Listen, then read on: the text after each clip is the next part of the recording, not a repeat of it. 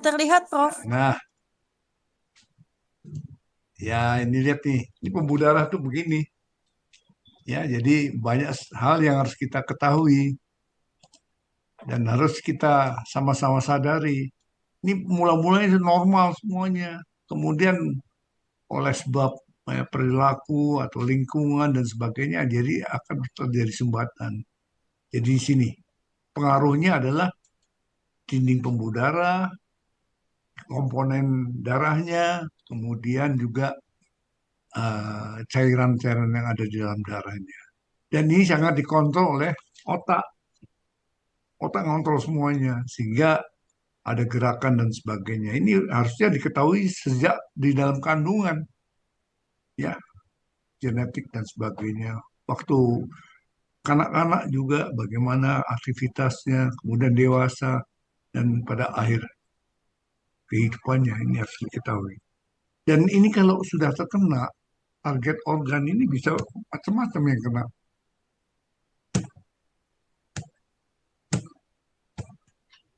Yang terkena bisa menjalar kemana-mana ya. Jadi nih jadinya di sini bisa kemana sih ya, aliran darah itu bisa kemana-mana.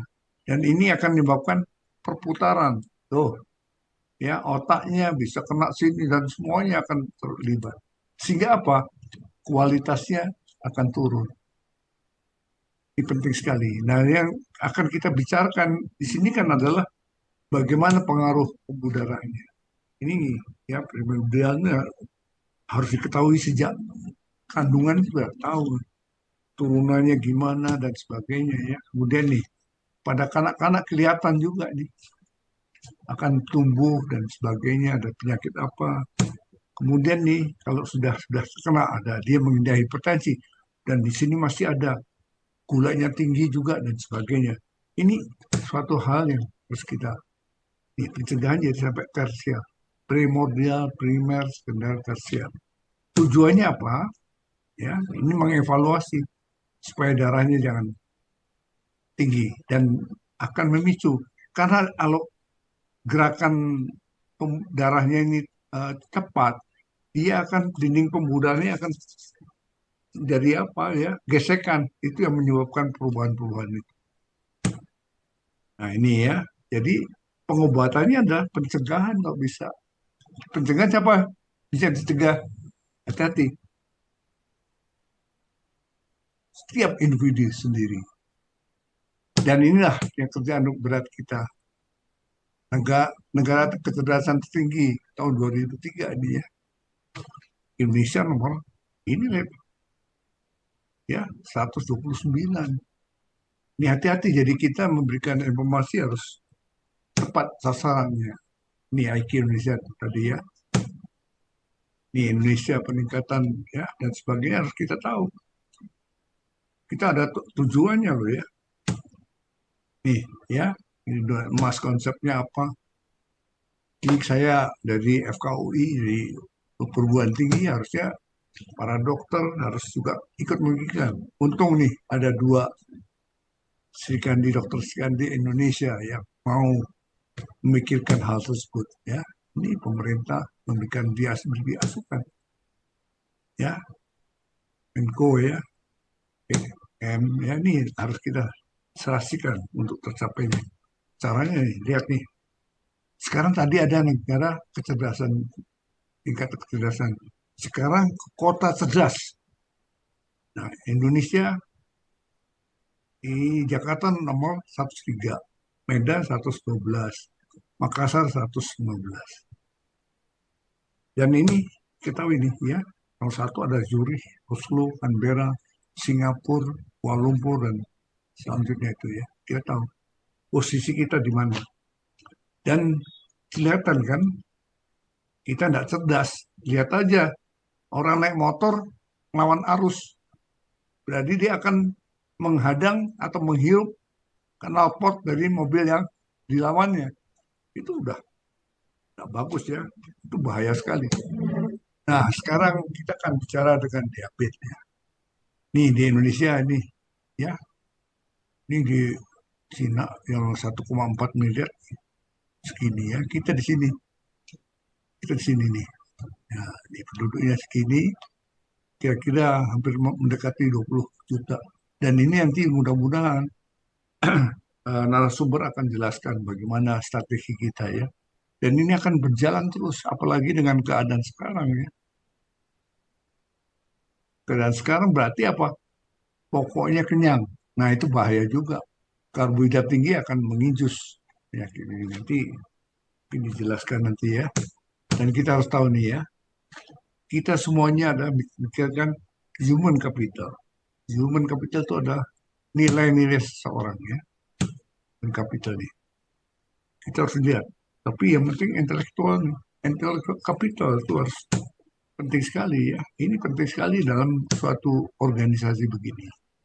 Dan ini harus sama-sama kita pecahkan bagaimana ya, bagaimana pengaruh lingkungan, pengaruh obat dan sakit dan akan dampaknya gimana. Ini harus dianalisa oleh kita semuanya dan diberitahu pada semua masyarakat apa yang harus kita kerjakan. Nih, contohnya sekarang ya, ini kan dokter sekarang kan dapat tugas sesuai dengan sistem ya, manajemen ya, strateginya bagaimana. Padahal ini ya sekarang di teknologi Indonesia berbeda. Semuanya harus dilihat health ekonomi ya. Progresivity itu ada hemat, jangan boros. Nah, ini ya.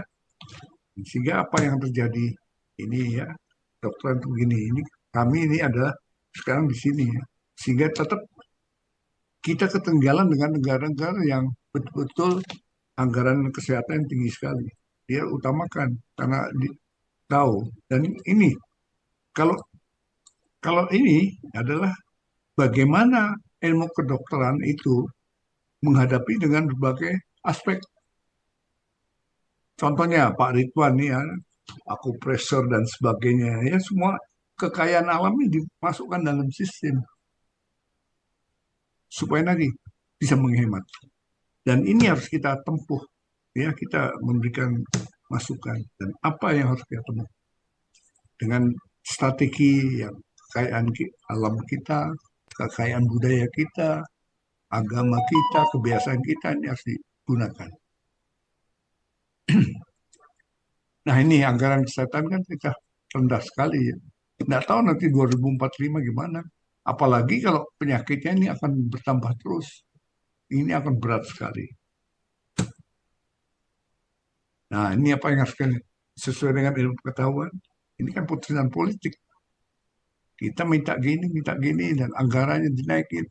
Putusan politik. Kita harus melakukan. Sesuai ya, ini yang osteopatik adalah sesuai perkembangan teknologi, situasi kondisi lingkungan hidup, sosial, ekonomi, harus irit kepercayaan, kultur budaya, agama. Ya, itu yang harus kita kembangkan di sini. Jadi ikut serta kita di dalam wadah Yasuki ini memberikan masukan pada para para para dokter dan saya kira dokter yang akan bicara dia minta masukan ya untuk bisa senjata kenapa harus melakukan ini dan tujuannya apa. Mudah-mudahan ya ini semuanya ini kita harus sama-sama. Nah, ini ya hidup sehat. Ya, kita harus gini, kumpul lewat ID, ini dokter ya, Ina Esa, ya, tapi perhimpunan apapun ya, tim-tim terpadu di rumah sakit ya, banyak sekali. Nah, Yasuki berikan masukan juga untuk kita ya, tadi primordial, primary, sekunder, tersier, prevention, pencegahan itu ya. Mudah-mudahan ini pengantar yang membawa kita semuanya, kita bisa melakukan kalau mau. Dan kasus bisa, karena kita termasuk penduduk yang kecerdasan tinggi. Padahal ya rata-rata kecerdasan kita rendah. Jadi hati-hati memberikan informasi supaya jangan salah persepsi. Terima kasih. Selamat berdiskusi.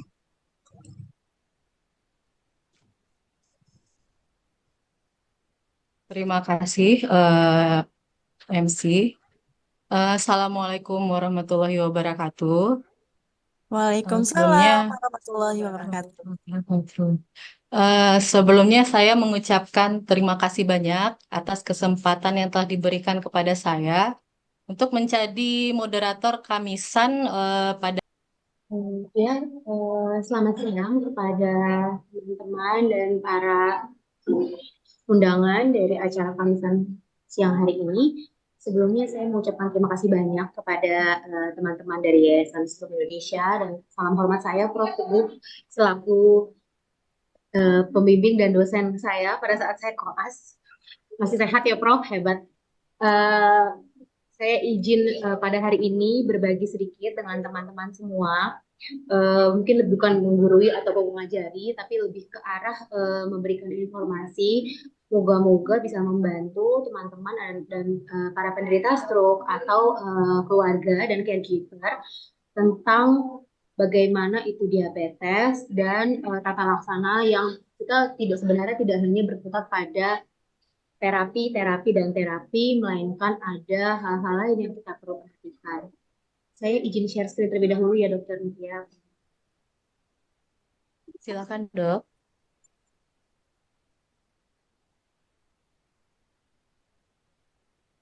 Apakah sudah tampak, Prof. Dok semua? Udah dok, udah muncul. Baik. Terima kasih. Selamat siang. Sekali lagi, saya hari ini akan membawakan materi mengenai diabetes mellitus, kenali, cegah, dan kendalikan. Sebenarnya kalau kita berbicara tentang diabetes mellitus, seperti yang tadi sudah disampaikan oleh Prof. Teguh dan Dr. Mutia juga memang mungkin Bapak Ibu semua dan para undangan mungkin sudah bosan ya.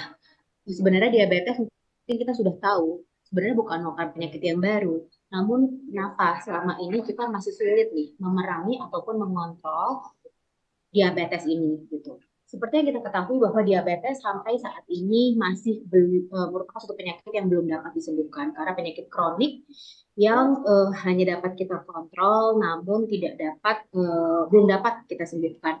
Meskipun begitu, dalam penelitian-penelitian terbaru yang dibuat oleh dikerjakan oleh teman-teman dari Diabetes Association, sebenarnya memang kita menuju ke sana, diabetes cure atau kesembuhan dari diabetes.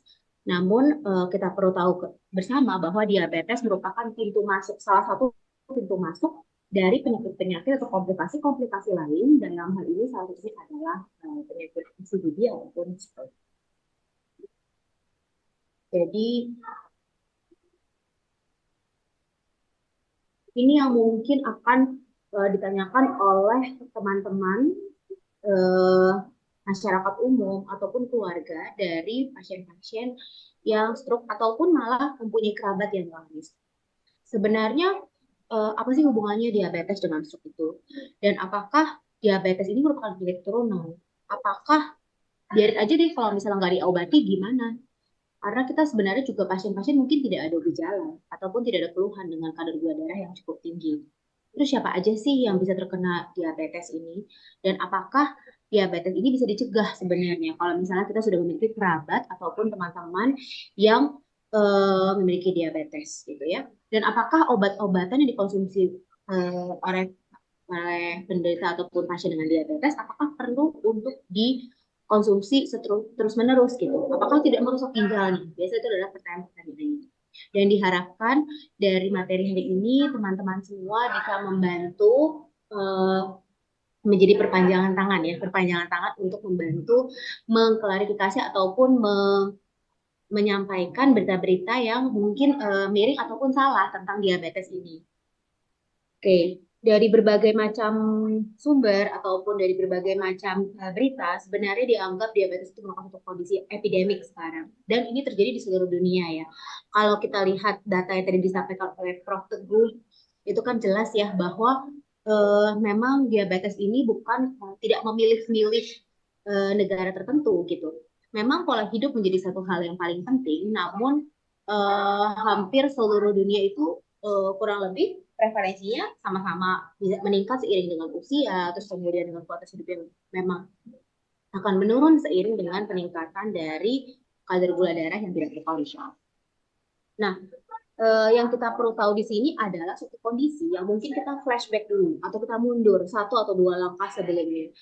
Pasien-pasien dengan diabetes tentu saja sebelumnya mengalami kondisi yang kita sebut dengan prediabetes. Ataupun pasien-pasien kita ataupun teman-teman kita sekarang yang terlihatnya baik-baik saja, normal-normal saja, belum ada keluhan, barangkali mereka sudah dalam kondisi prediabetes. Kembali, seperti yang tadi sudah kita dengar bersama dari Prof. Teguh bahwa pengobatan adalah sebenarnya dengan cara pencegahan, maka sebaiknya kita memulai dari kondisi, kita harus tahu nih sebenarnya bahwa kita semua itu memiliki faktor risiko sebenarnya yang kurang lebih sama untuk mengalami diabetes dengan pola hidup yang kurang lebih sama. Namun memang genetik tetap memegang peranan penting.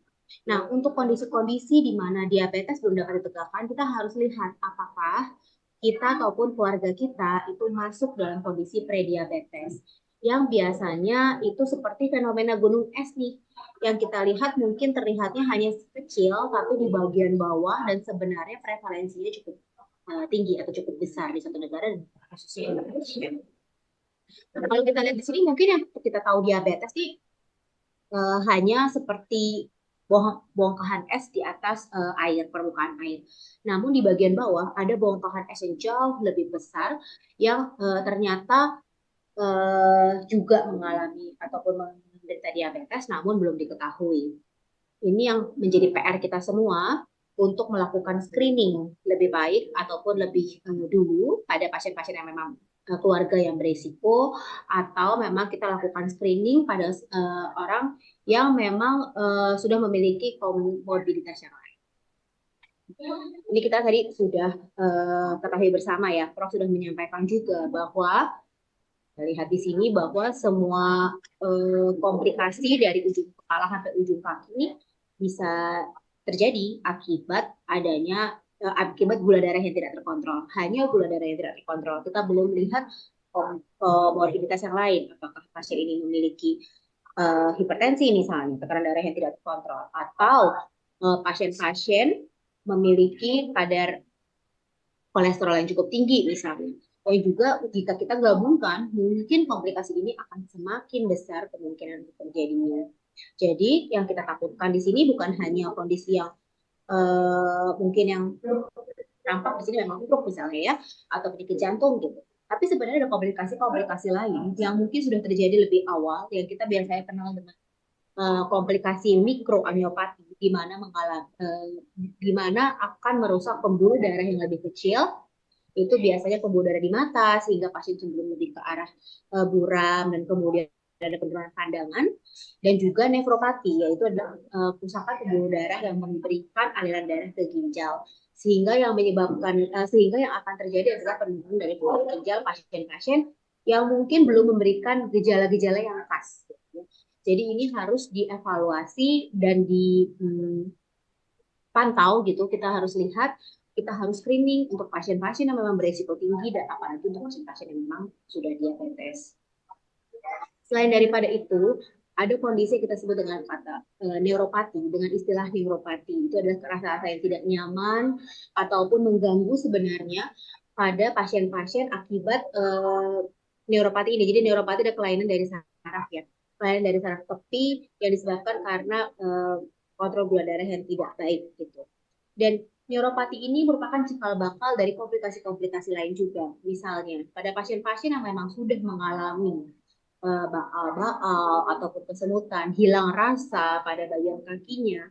Biasanya kalau pasien-pasien tersebut biasanya mengindahkan atau tidak terlalu menghiraukan permasalahan ini, kemudian pasien misalnya berjalan dengan tanpa alas kaki ya, berjalan tanpa alas kaki atau misalnya melakukan terapi-terapi terhadap neuropatinya yang mungkin kita tidak tahu ya sebenarnya ini betul atau salah gitu ya, dianggap sebenarnya untuk pengobatan tapi ternyata malah mungkin menggunakan seperti batu panas atau menggunakan handuk panas gitu yang malah membuat luka bakar pada tungkai pasien atau pada kaki pasien. Ini menjadi salah satu penyebab utama terjadinya amputasi pada pasien-pasien dengan diabetes. Jadi ini kita harus tahu bahwa komplikasi dari diabetes tidak melulu menyebabkan stroke, tapi ada komplikasi-komplikasi lain yang juga menjadi concern dari diabetes ini. Oke.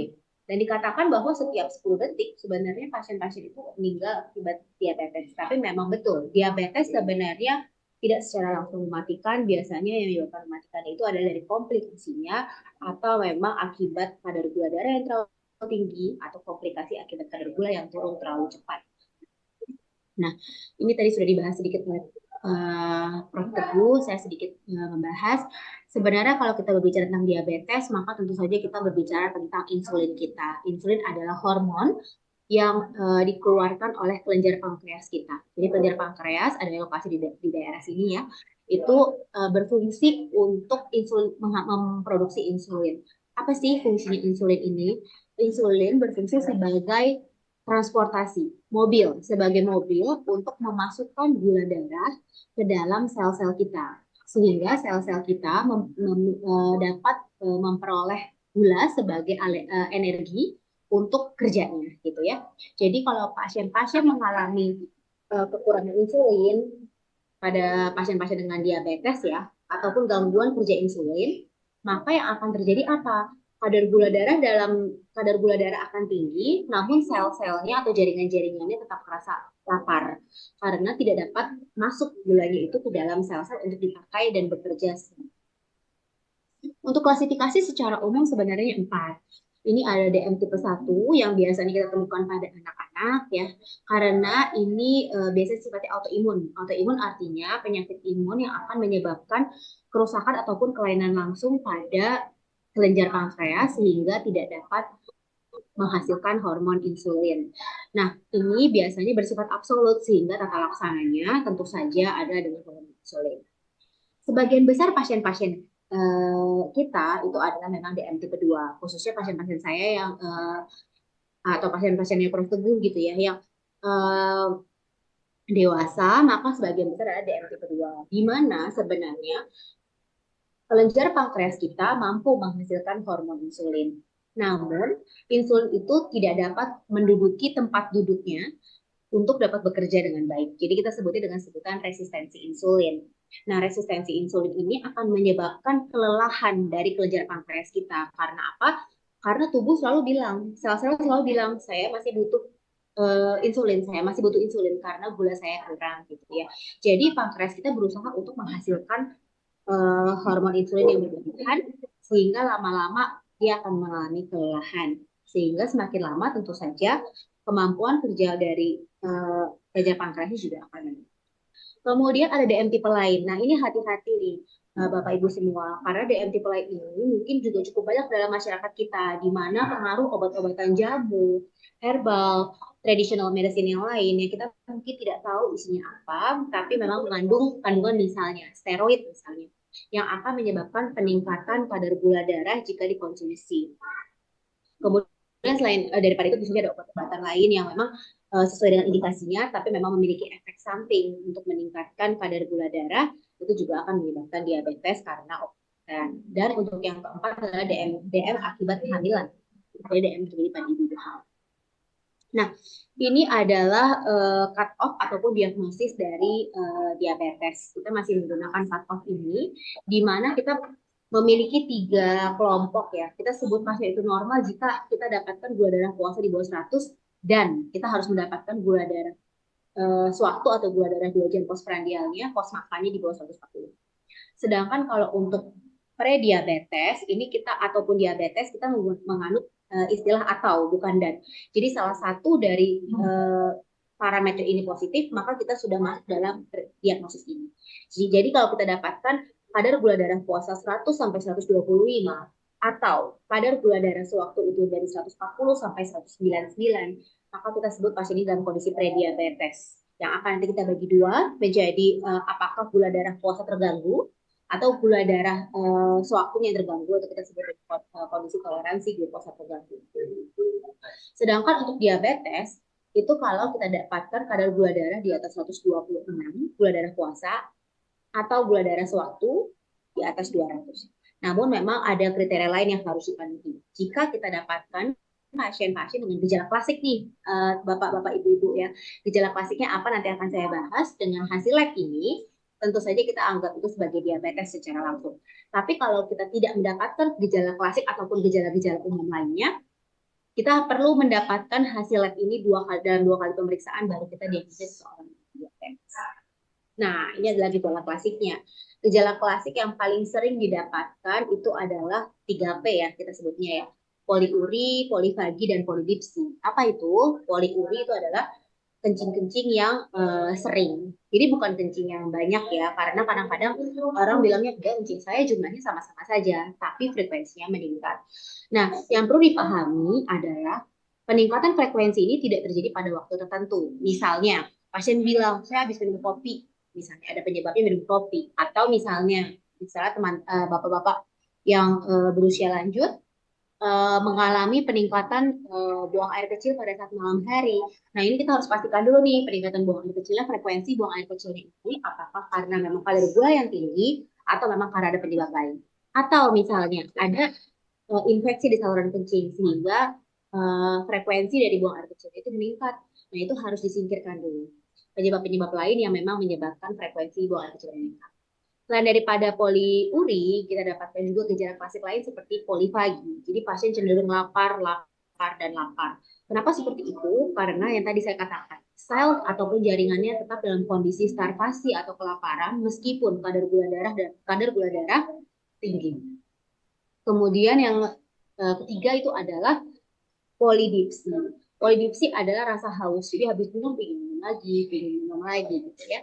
Dan ada gejala lain yang kita harus ada keluhan lain ya yang biasa dialami oleh pasien adalah penurunan berat badan tanpa ada penyebab. Jadi bukan karena pasien diet atau pasien mengubah pola makan, meningkatkan aktivitas fisik, bukan. Jadi pasien kok turun-turun terus ya berat badannya. Kenapa begitu? Karena starvasi atau kelaparan yang terjadi pada sel ini akan menyebabkan berbagai sumber gula dari tempat lain itu akan dipecah menjadi gula sehingga otot kemudian lemak tentu saja akan dipecah untuk diubah menjadi glukosa tubuh. Nah, selain keluhan klasik itu ada keluhan-keluhan lain yang perlu diperhatikan. Apakah pasien itu merasa lemah-lemah atau kok lemes-lemes terus ya, rasanya kok kurang ada gairah. Kemudian mulai ada kesemutan, baal-baal, rasa gatal, mata kabur, ataupun pada pasien-pasien yang memang sudah menikah, apakah ada penurunan dari libido ataupun gairah. Dan juga ada permasalahan dari luka yang sulit untuk sembuh.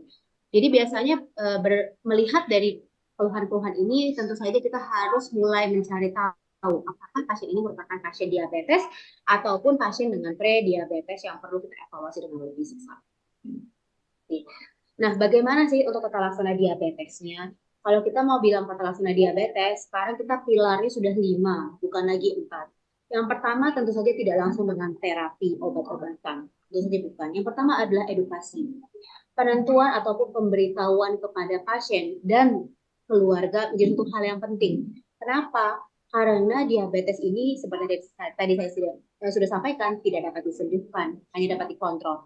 Oleh karena itu pasien harus terima dulu bahwa sudah diabetes nih. Kalau sudah diabetes, what next? Apa yang harus kita lakukan? Apa yang harus dilakukan pada keluarga yang belum terdiagnosis diabetes untuk tidak terjadi diabetes? Ya, itulah edukasi yang diberikan. Selain daripada itu juga edukasi terkait makan, pola hidup, tata laksana, dan juga bagaimana pemantauan gula darah yang menjadi pilar-pilar selanjutnya dari tata laksana diabetes. Oke, jadi ini adalah terapi ataupun pilar tata laksana diabetes. Kita lihat di sini, yang utama memang edukasi, kemudian pengontrolan diet, pengontrolan makan gitu ya. Ini mungkin yang menjadi PR besar gitu, karena biasanya kalau untuk obat, tablet ya misalnya, itu biasanya pasien tidak terlalu sulit untuk konsumsi ya. Kalau misalnya memang tidak ada gangguan menelan, atau pasien dalam kondisi yang sadar penuh gitu, itu tidak ada masalah. Cuman untuk kontrol makan, peningkatan aktivitas fisik, memperbaiki gaya hidup itu yang menjadi PR besar bagi kami dari tenaga medis maupun dari keluarga ataupun dari pasien sendiri. Kemudian yang ketiga, selain daripada edukasi dan diet, tentu saja olahraga. Dan yang keempat itu adalah pemberian obat-obat. Jadi kalau kita tidak melakukan tata laksana di pertama, kedua, dan ketiga, obat-obatan ini tidak akan ada efek ataupun tidak berfungsi secara optimal. Dan kalau kita sudah melakukan empat-empatnya, tapi tidak dilakukan pengontrolan terhadap kadar gula darahnya ataupun komplikasi ataupun komorbiditas yang lain, maka kita tidak akan mencapai target pengelolaan gula darah yang optimal. Nah, kita lihat di sini Izin ya. dok, Ya, 3 menit lagi izin ya dok dok, ya. 3 menit lagi. Baik, Iya, baik, terima kasih. baik. Ini adalah manajemennya ya. Jadi kendali gula bisa saja kita lakukan. Dan kemudian kendali dari penyakit penyerta dalam hal ini dislipidemi, hipertensi itu kolesterol tinggi ya. Kemudian penurunan berat badan dan juga untuk penyakit-penyakit lain. Dan juga kita harus lakukan surveillance atau penapisan terhadap komplikasi-komplikasi lain sehingga tidak terjadi ataupun kita bisa cegah. Nah, untuk tata laksananya tentu saja dengan dibagi dua. Nanti ini menjadi tugas dokter bahwa tata laksananya adalah obat-obatan dan tentu saja jika diperlukan adalah insulin. Ini adalah targetnya. Ini adalah mungkin 3 slide saya yang terakhir ya dok ya. Jadi untuk targetnya ini memang bervariasi ya. Karena kita harus melihat apakah seorang pasien ada gangguan dari ginjalnya dan pasien ini memiliki resiko hipoglikemia ataupun penurunan gula darah yang lebih tinggi. Kalau memang ada resiko hipoglikemia ataupun penurunan gula darah yang lebih tinggi, tentu saja kita lebih loose gitu ya, tidak terlalu ketat gitu. Tapi kurang lebih ini adalah target pengendalian gula darahnya. Tidak hanya di gula darah, kita harus pengontrolan terhadap kolesterol juga, kemudian berat badannya dan juga tekanan darah. Ini sudah kita tahu bersama ya bahwa tadi Prof juga sudah menyampaikan bahwa kita tata laksana adalah dengan cara pencegahan. Ini sudah saya jelaskan dan kita pantau juga wajib kalau untuk caregiver adalah bagaimana pemantauan gula darah secara mandiri. Nah ini masih PR banget nih karena untuk pasien-pasien diabetes yang memiliki alat monitoring gula darah juga kita bisa hitung nggak semuanya. Dan juga untuk pemantauan-pemantauan komplikasi lain nih harus hati-hati terutama untuk komplikasi akut seperti hipoglikemia. Ini adalah pemantauannya kita bisa lakukan dengan pemantauan gula darah mandiri dan pemeriksaan H2AC. Ini adalah gejala-gejala kalau misalnya pasien-pasien itu mengalami hipoglikemia. Apa yang akan terjadi? Biasanya itu gemeteran, keringetan, lapar, matanya kunang-kunang, hati-hati. Mungkin pasien mengalami hipoglikemia atau hiperglikemia. Bagaimana cara membedakannya? Cek gula darahnya. Dan kalau memang tidak ada, berarti memang sementara pasien harus diberikan gula dulu terlebih dahulu untuk memastikan dia bukan hipoglikemia. Oke, ini adalah sedikit untuk dislipidemi, maka kita harus membedakan antara LDL, HDL, dan teman-temannya ya, triglycerid dan kolesterol total. Jadi kita harapkan adalah LDL, triglycerid, dan kolesterol total serada-rendahnya, dan HDL setinggi-tingginya sebaiknya ya. Untuk kadar lemak ini tugas dokter, dan diabetes itu merupakan kondisi yang paling umum kita semua sekarang, tapi bisa dikontrol, dan ini menjadi tugas kita bersama dan harus dikerjakan bersama. Sekian presentasi dari saya. Mohon maaf apabila ada kekurangan. Terima kasih. Saya kembalikan kepada Dr. Tina. Terima kasih Dokter Stella atas paparannya. Cukup singkat dan sangat padat ya dok ya. Kita lanjutkan ke sesi berikutnya. Kita akan membuka sesi tanya jawab. Untuk yang pertama mungkin kita tampung 3 pertanyaan dulu.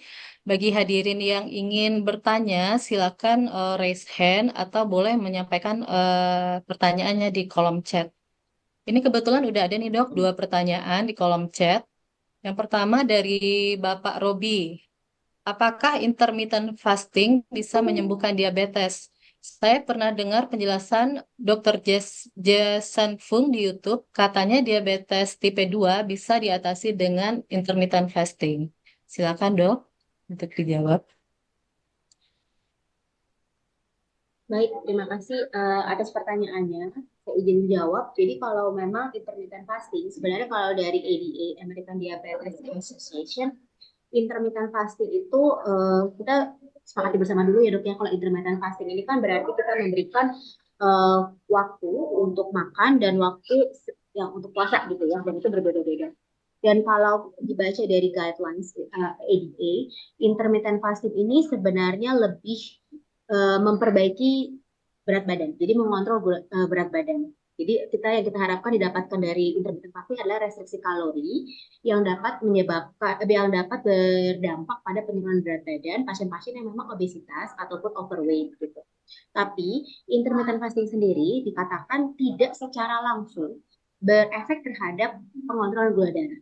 Jadi harus hati-hati nih kalau untuk teman-teman yang mungkin pasien-pasien diabetes yang mungkin awal-awal diagnosis ini kontrol metaboliknya masih tidak terlalu baik gitu ya, sehingga penurunan berat badannya cukup cepat gitu di awal nih karena kontrol metaboliknya belum baik. Terus kemudian mengalami penurunan berat badan cepat sehingga pasiennya underweight misalnya. Nah ini terus kemudian melakukan intermittent fasting. Nah ini malah justru lebih banyak efek samping yang mungkin timbul.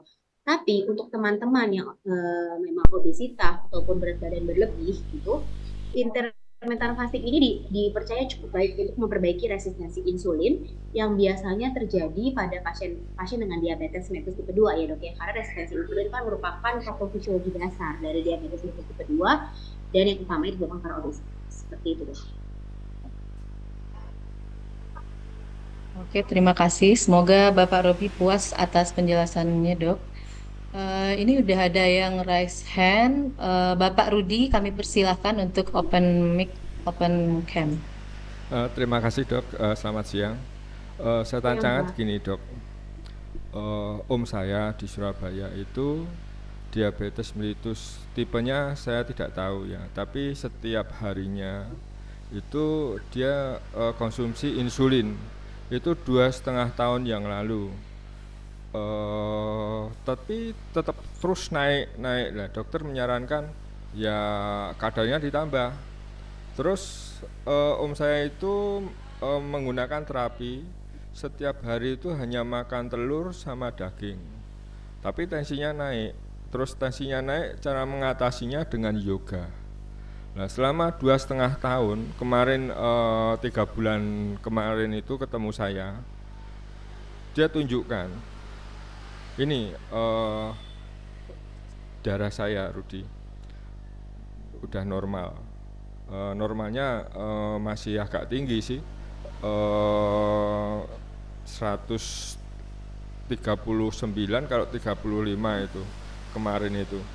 Jadi gula darah ya Pak? ya gula darah ya, tanpa sudah 2,5 tahun sudah tidak minum obat lagi sama sekali. Insulinnya masih dipakai? Insulin terakhir. Dan selama 2,5 tahun lebih itu sudah tidak konsumsi obat sama sekali dari dokter. Apakah hewani, itu kan hewani, apakah juga bisa menyembuhkan diabetes karena dengan adanya itu aliran darah itu menjadi lancar dan menjadi baik? Itu aja sih pertanyaan saya dokter. Terima kasih Pak Rudi. Dipersilakan ke Dr. Stella untuk menjawab. Terima kasih Pak Rudi. Jadi memang pertanyaan ini adalah sangat baik ya pertanyaannya, karena ini adalah pertanyaan yang mungkin ditanyakan oleh keluarga ataupun kerabat-kerabat dari teman-teman yang diabetes lama biasanya. Nah untuk pasien-pasien seperti ini, kalau memang Om Pak Rudi, saya berpikir memang mungkin usianya berarti ini ya, berarti sudah lanjut juga ya Pak. Kalau memang seperti ini, jadi banyak hal nih yang menyebabkan kira-kira gula darah pada pasien ini sudah terkontrol. Kalau tadi memang gula darahnya 130, saya anggap itu gula darah sewaktu, bukan gula darah puasa, 135, 139 ya, saya anggap cukup baik ya, tanpa menggunakan insulin dan tanpa menggunakan obat-obat. Beberapa faktor yang saya sampaikan itu adalah yang kira-kira apa sih penyebabnya sampai dia bisa sekarang beliau bisa terkontrol. Yang pertama adalah mungkin adalah pengontrolan terhadap makan. Tapi kita harus pastikan ya, makannya apakah harus, kita punya perhitungan Pak nih sebenarnya, perhitungan kebutuhan kalori harian dari tiap-tiap pasien, apalagi untuk pasien-pasien dengan geriatri usia di atas 60 tahun. Pada dasarnya restriksi kalori ataupun penurunan dari konsumsi asupan kalori kita harian, kalau kita batasi, kita kurangi gitu ya, sudah pasti kita mengalami penurunan berat badan, sudah pasti Pak. Jadi misalnya pasien-pasien kita turunkan asupan kalorinya gitu ya, pasiennya cuma diboleh makannya telur misalnya gitu, 2 butir per hari gitu, yang di luar itu tidak boleh makan sama sekali, otomatis akan terjadi restriksi kalori nih, penurunan asupan kalori yang dimasukkan. Oleh karena itu ini akan menyebabkan penurunan berat badan pasti. Penurunan berat badan pada pasien-pasien yang tadi saya sudah sampaikan, penurunan berat badan pada pasien-pasien yang memang berat badannya meningkat ataupun berat badan berlebih, ini pasti akan memperbaiki resistensi insulin. Itu satu. Tapi yang perlu diperhatikan adalah apakah penurunan berat badan ini masih dalam target atau off target. Karena kalau misalnya penurunan berat badan ini berlebihan, ini juga akan menyebabkan penyakit-penyakit lain. Mungkin gulanya terkontrol, tapi pasien mengalami sarkopenia atau frailty, kerapuhan nih Pak. Jadi dia tidak mempunyai energi yang cukup, otot-ototnya tidak bisa berkembang. Bisa saja seperti itu. Itu satu. Kita harus pastikan. Terima kasih Ibu. Untuk berat badan memang om saya agak kurus, tapi untuk gerak dari saya ketemu 1,5 tahun yang lalu lebih, itu dulu gerak susah sekali, tapi kemarin itu 3 bulan yang lalu gerak itu lincah. Itu aja sih. Betul. Saya cukup paham. Karena yang kedua, karena dari Om Bapak Budi juga melakukan yoga. Yoga adalah olahraga yang mungkin dianggapnya ringan pada sebagian besar orang, tapi sebenarnya kalau kita lakukannya sendiri nih, kalau kita lakukan yoga itu cukup membakar kalori dan juga bersifat aerobik sebetulnya ya. Selain daripada memang dia memiliki pembangunan ataupun perbaikan terhadap kepadatan dan kekuatan otot Pak. Jadi cukup baik memang. Jadi kalau saya bandingkan misalnya pasien melakukan penurunan asupan kalori dan juga perbaikan dari kekuatan ataupun massa ototnya, tentu saja pasiennya akan cenderung lebih bugar pasti. Kemudian yang ketiga itu adalah kita harus pantau fungsi ginjal Pak. Fungsi ginjal. Kalau misalnya Bapak bilang ya makannya sudah cukup baik sesuai dengan takaran harian misalnya, olahraganya sudah cukup terkontrol dengan baik, fungsi ginjalnya baik, dan pasien ini cenderung Bapak bilang tadi kalau saya tangkap berarti dia fit ya, saat ini beliau lebih fit daripada sebelumnya, maka iya berarti gula darahnya sekarang lebih terkontrol dengan baik dengan kondisi yang cukup baik karena dengan makan dan aktivitas fisik yang cukup gitu. Nah ini memang tidak perlu terapi Pak, tidak perlu obat saat itu. Jadi makanya itu saya bilang tadi kontrol dari diabetes itu obat itu adalah kontrol yang keempat, tidak wajib untuk semua pasien melakukan. Nah kalau pertanyaannya tadi apakah dari protein hewani ya, protein hewani itu akan memperbaiki kadar gula darah. Sebenarnya gini, kalau kita melihat sekarang kita sudah dalam kondisi personalized medicine Pak.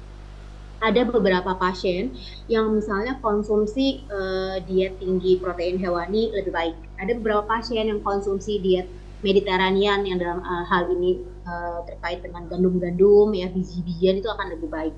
Itu berbeda-beda karena bergantung dari metabolisme tubuh.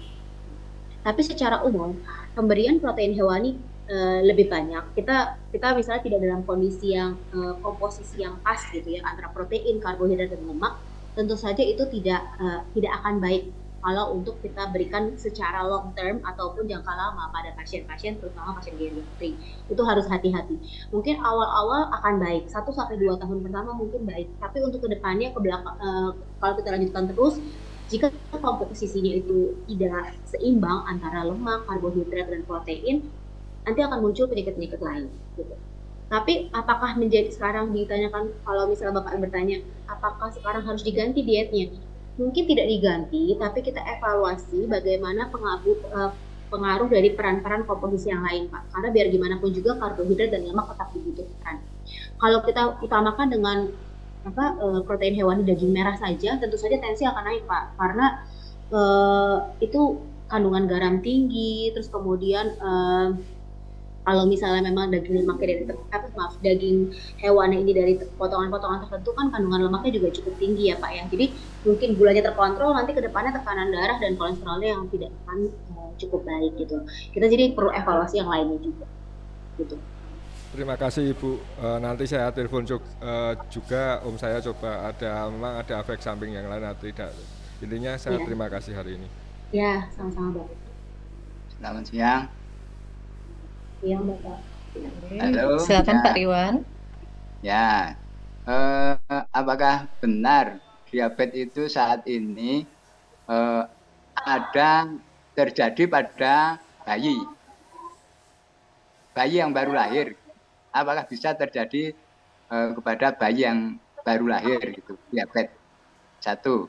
Yang kedua, apa yang disampaikan tadi itu persis apa yang terjadi di masyarakat, yaitu biasanya memang diawali dengan sakit gula itu tidak sakit, tapi akan ke mata, stroke jantung, amputasi, neuropatik, dan ginjal. Kalau sudah sampai ke ginjal itu memang sebenarnya sudah repot lah. katakanlah. Itu terjadi memang banyak, satu orang itu sudah 4 atau 3 itu sering terjadi di masyarakat. Dan sekarang peran itu kalau kemarin-kemarin tahun mungkin 20 ke bawah itu diabetes itu mungkin 50% terjadi gagal ginjal. Apakah sekarang itu sudah ada peningkatan atau malah tambah parah lagi? Makasih, Bu. Ya, silakan dok, dijawab dok. Terima kasih Pak. Moga-moga nggak peningkatan ya Pak. Moga-moganya penurunan ya. Tapi kalau tadi disampaikan, iya betul.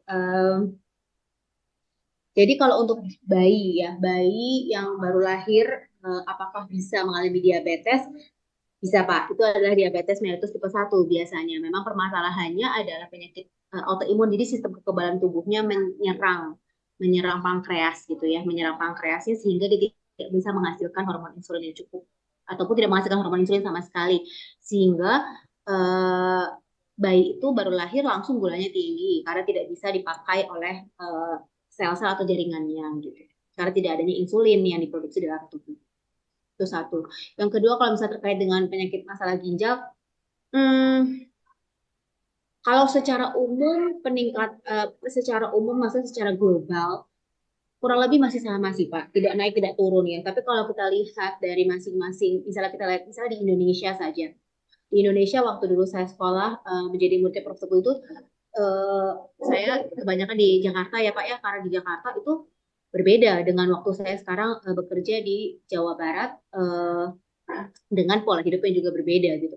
Kalau di Jakarta kota kota yang cenderung lebih besar itu biasanya penggunaan obat-obatan ataupun jamu-jamu gitu mungkin tidak terlalu banyak, tapi kalau misalnya di daerah kota seperti tempat saya di Indramayu ataupun di Jawa Barat yang eh, lebih ke arah desa gitu, mereka lebih mudah eh, ter ter apa ya termakan dengan obat-obatan herbal yang kita mungkin nggak tahu apa isinya gitu. Mungkin aja isinya adalah kandungan-kandungan steroid dan itu dosisnya cukup tinggi, Pak. Dan hal ini menyebabkan peningkatan gula darah dan juga penurunan fungsi ginjal secara langsung. Jadi nggak nggak melulu melewati gula darah, nggak melulu melewati diabetes gitu. Jadi dua hal yang mungkin berbeda. Tapi kalau misalnya Bapak bilang secara global, sebenarnya karena sistem kesehatan kita dari pemerintah kita juga memang concern terhadap pasien-pasien dengan komplikasi ginjal karena menjadi beban negara yang cukup tinggi ya Pak ya. Jadi memang sekarang ini untuk evaluasi pemilihan obat-obatan yang memang lebih baik untuk ginjal itu yang diutamakan oleh pemerintah kita. Tapi apakah itu sudah sampai secara merata di pelosok-pelosok daerah? Nah, itu yang susah tuh. Apakah kita bisa menghambat konsumsi obat-obatan yang tidak tepat sasaran, yang tidak tepat indikasi dan tidak tepat guna, supaya mengamankan fungsi ginjal pasien-pasien. Nah, ini nih yang susah nih Pak, masih PR bareng-bareng. Oleh karena itu, kalau misalnya memang kita temukan pasien-pasien ataupun kerabat kita ada yang sakit apapun itu, mungkin hanya sakit-sakit yang kayak nyeri-nyeri biasanya ya, nyeri-nyeri badan tuh. Terus kemudian minum obat anti nyeri. Nah, obat anti nyeri ini nih yang jadi PR kita nih. Obat-obat nyeri ini nanti bakalan berbahaya kalau kita konsumsi jangka panjang tanpa indikasi yang kuat. Dan itu akan menjadi gangguan juga secara langsung. Baik, Bapak Riwan, ada pertanyaan lagi apa sudah puas dengan jawaban dari Dokter Stella? Ya, terima kasih. Mungkin itu cukup lah. Oke, ini banyak nih dok. Pertanyaan di kolom chat juga terus nambah dok. Mungkin karena kita mengingat waktu, mungkin 2 pertanyaan lagi aja ya dok. Untuk pertanyaan selanjutnya dari Bapak atau Ibu Adza, mau bertanya dokter, kebetulan mama saya mempunyai diabetes. Apakah memang selalu lapar ya dok? Bagaimana dok cara membagi pola makanan bagi diabetes? Apakah benar buah mangga dilarang bagi orang yang terkena diabetes? Silakan dok. Baik, terima kasih atas pertanyaannya. Ini juga pertanyaan yang sangat baik karena banyak sekali yang pasti akan bertanya gini. Semua pasien, hampir semua pasien dan keluarga ya. Jadi kalau untuk konsumsi makan, biasanya kalau untuk diabetes kita mengutamakan 3 porsi besar, 3 porsi kecil nih Bu. Kita memang haram hukumnya. Kalau saya selalu diajarkan haram hukumnya pasien diabetes itu mengalami kelaparan. Jadi diajarkan bahwa makannya sebelum lapar dan berhenti sebelum kenyang. Kita berharapnya begitu gitu ya. Jadi kalau bisa makannya itu memang 3 besar, 3 kecil dengan porsi yang memang sudah ada takarannya sesuai dengan kalau mau lihat bapak-bapak ibu-ibu semua boleh dicari di Kemenkes, website Kemenkes itu ada isi piringku tuh. Kita bisa lihat secara gampang kalau misalnya kita mau lihat makanan yang diberikan, porsi makan seperti apa dan komposisinya seperti apa, yang mudahnya lihatlah data dari isi piringku yang dikeluarkan oleh Kemenkes. Itu cukup simpel dan bisa disadur ya, bisa diadop oleh kita. Nah, kalau misalnya tadi dikatakan ibu dari penanya ini mudah lapar harus hati-hati. Mudah laparnya apakah karena memang kontrol gula darahnya memang belum baik atau justru konsumsi obatnya dosisnya terlalu tinggi sehingga memang pasien-pasien cenderung masa lapar, kemudian eh, gula darah dalam tubuhnya itu diubah akan malah lebih tinggi karena tubuh berusaha memecah dari tempat-tempat lain. Jadi dia malah menyebabkan lingkaran setan yang tidak bisa berhenti-berhenti. Oleh karena itu harus dievaluasi apakah ini mudah laparnya memang karena dosis obat yang kurang, konsumsi makanan yang memang masih kurang apa ya kalorinya, kebutuhan kalori hariannya masih kurang, atau karena memang dosis obat yang kita berikan terlalu tinggi. Itu harus dievaluasi bareng-bareng. Cara evaluasi gimana? Kontrollah dengan dokter yang jangan berganti-ganti dokter, kontrol teratur. Itu yang penting supaya dokternya juga paham pola makan pasien ini seperti apa. Terus biasanya hambatannya apa sih gitu. Jadi dia akan tahu. Dan juga selain daripada itu lakukan pemantauan gula darah. Gitu. Terus tadi pertanyaan yang kedua apa ya dok? Pertanyaan keduanya, Buah mangga, Dok. Apakah oh boleh ya, buat orang diabetes? ya buah mangga. Jadi kalau untuk pasien diabetes sebenarnya kalau ditanyakan apa yang boleh, makanan nggak boleh gitu. Sebenarnya semua makanan boleh. Bu, Bapak semua makanan boleh. Yang kita perlu tahu itu adalah 3J. Jumlah, jenis, dan jadwalnya. Itu yang kita perlu tahu. Mangga boleh nggak? Boleh. Tapi memang kita perlu tahu beberapa buah kalorinya tinggi. Misalnya mangga, durian, kemudian apa ya? Yang enak-enak deh ya biasanya ya. Itu biasanya kalorinya tinggi. Oleh karena itu pasien harus dikurangi apa ininya porsinya gitu kalau kita mau makan karena kita kan sudah ada perhitungannya ya misalnya makan siang sekian kalori 500 kalori misalnya atau 600 kalori misalnya pada saat makan siang gitu ya yang terbagi dengan makanan untuk dessert atau untuk buah gitu kalau kita makan mangganya 1 buah apalagi mangga yang besar mangga aromanis yang besar tuh ya atau mangga Indramayu kalau sekarang saya dari tempat Indramayu itu makan 2 buah aja tuh udah langsung 1.000 kalori kali ya karena manis banget gitu pada saat memang sudah mengkol. Nah itu harus hati-hati biasanya dikonsumsinya hanya boleh 1 sampai 2 potong 1 sampai 2 potong dan itu juga hanya boleh untuk sebagai dessert dan tidak boleh konsumsi apa-apa lagi. Saya selalu memberikan analogi ke pasien saya seperti ini. Boleh nggak sih dok saya makan donat? Ya donat nih. Saya bilang boleh, boleh makan donat sih boleh-boleh aja. Tapi menggantikan makan siang ya. Jadi abis makan donat satu, abis itu nggak boleh makan donat, nggak boleh makan siang. Nah, biasanya pasien akan jadi mereka berpikir, terus saya rugi ya. Saya makan donat saya nggak kenyang, tapi eh, jatah makan saya habis gitu. Jadi biasanya pasien akan lebih memilih makanan yang memang cenderung membuat mereka lapar, membuat mereka kenyang dengan kalori yang lebih rendah. Biasanya seperti itu. Oke, Dok. Mungkin pertanyaan terakhir dari moderator kali, Dok. Tadi dijelaskan kalau kalau kita punya riwayat keluarga DM nih, Dok. Nah, kita perlu screening.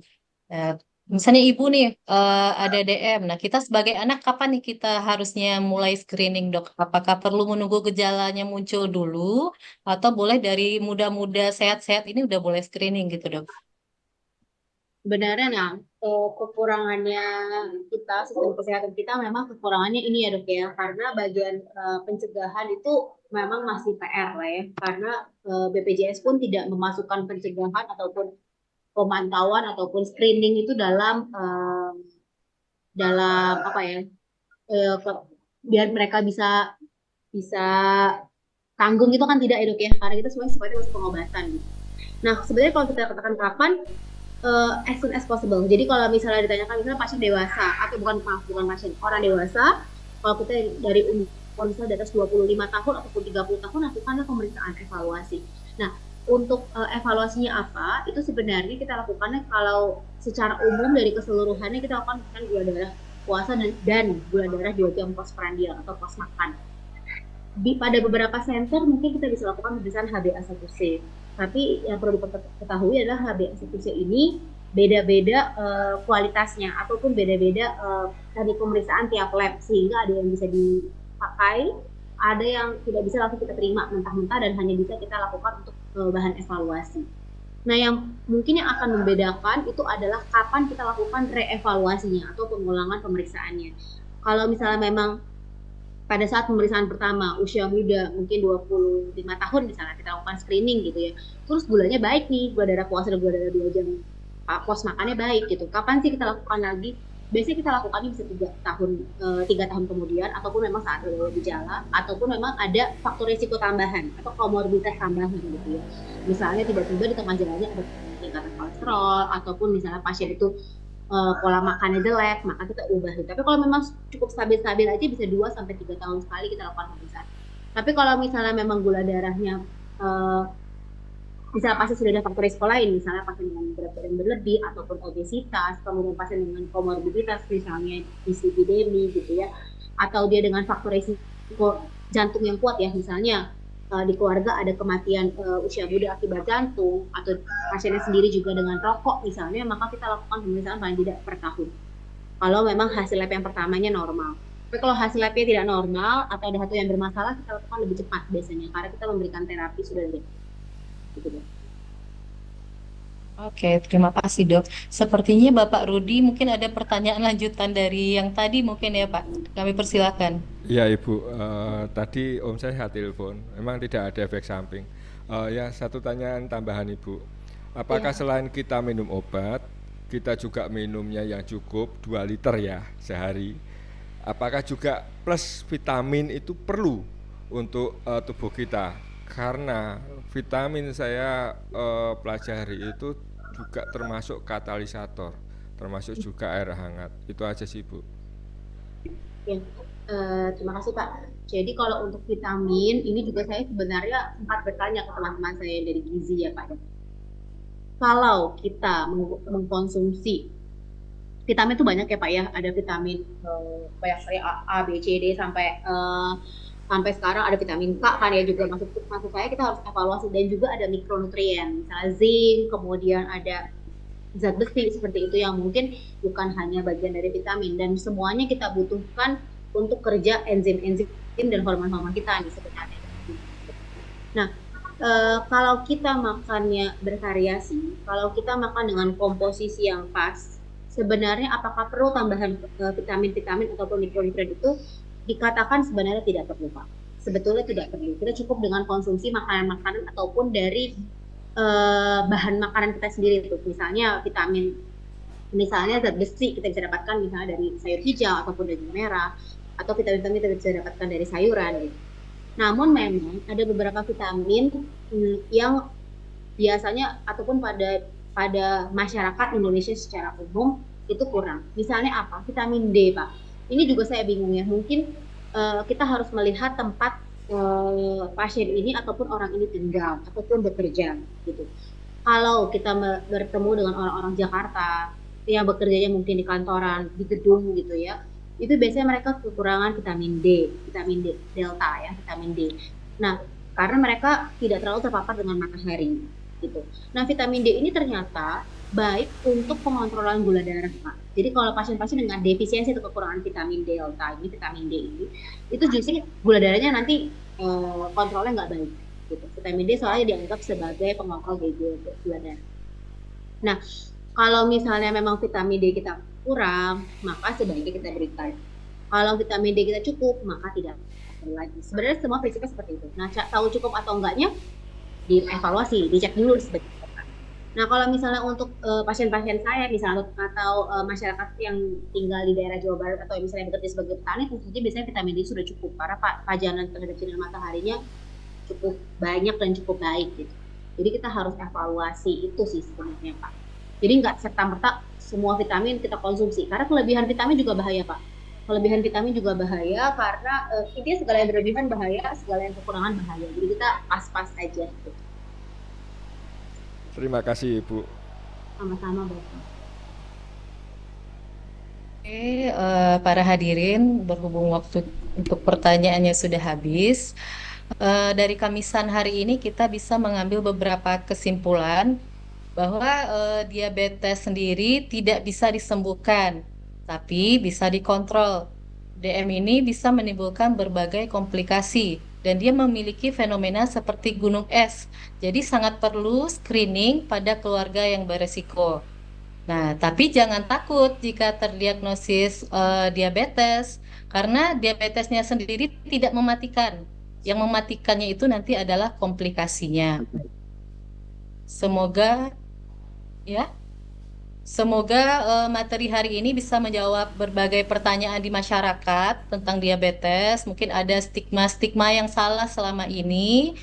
eh Sehingga nanti akan muncul kesadaran untuk mencegah, untuk mengobati, itu baik dari mengubah pola hidup maupun mengkonsumsi obat jika dibutuhkan. Demikian dari saya sebagai moderator. Terima kasih banyak kepada narasumber kita Dr. Stella. Acara saya kembalikan kepada MC. Terima kasih.